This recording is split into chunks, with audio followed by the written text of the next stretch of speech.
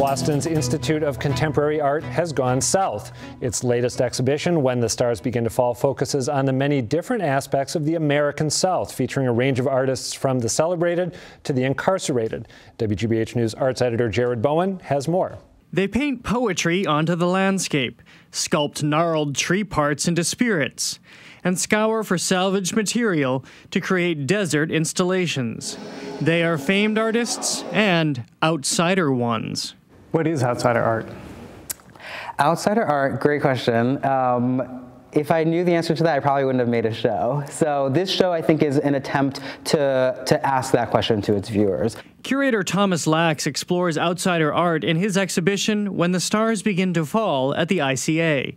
Right alongside artists who are museum mainstays, we find those who are incarcerated and mentally ill, the so-called outsiders. What unites these groups are their ties to the American South.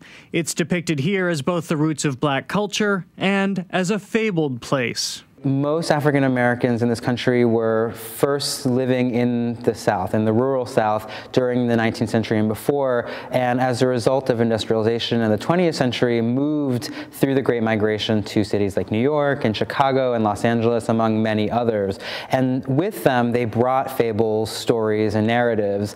In this show, you see the ways that those various genres and traditions morph and change, and also in the hands of contemporary artists who inveterately give their own taste and flavor to traditions. There is a very lyrical thread here too.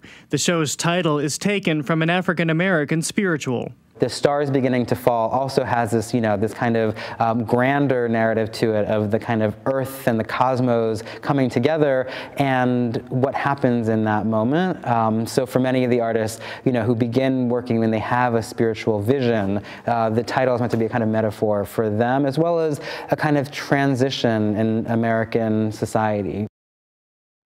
Adam, one of the things that really fascinates me about this show is this whole notion of going home and what it means to go home, both for people who have left the South, but also African Americans who are looking at the South as a place that is embedded in their history, their cultural history, their genetic history to some degree, but it's one that they don't even necessarily know anymore, and you see it manifested on the gallery walls here. Yeah, it looks fascinating. Tell me more about some of the kinds of objects that are in this, because there were, while the piece was running, I think I saw some vacuum cleaner heads mounted on wooden frames or something like that. What else is there? Well, this is a wide range of materials. One of the pieces that really struck me was Ralph Lemon's photography, and you're seeing it here. And Ralph Lemon is a photographer who created this project taking photographs of an exhibition that was never performed.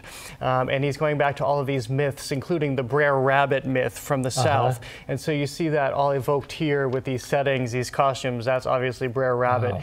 That one creeps me out a little bit, the one with the deer's head on the woman. And this is Jacoby Satterwhite and his mother. His mother has schizophrenia and does illustrations of pieces that would be sold on QVC. And then he, as the son, makes these large installations. He's the one who creates what's behind those very colorful images and digital images, and even inserts himself into these pieces.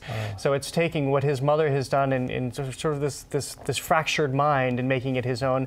And then this is the work of Frank Albert Jones. He is somebody who was incarcerated, and if you look at these, you can pay attention and see that you're seeing a structure here, which is akin to a prison, and he is using materials that he could only obtain in prison to make these pieces. Wow. So this is why this is how the whole issue of outsider art comes to the fore. People that might not necessarily be considered artists because they were incarcerated. Yeah. Again, that's riveting stuff.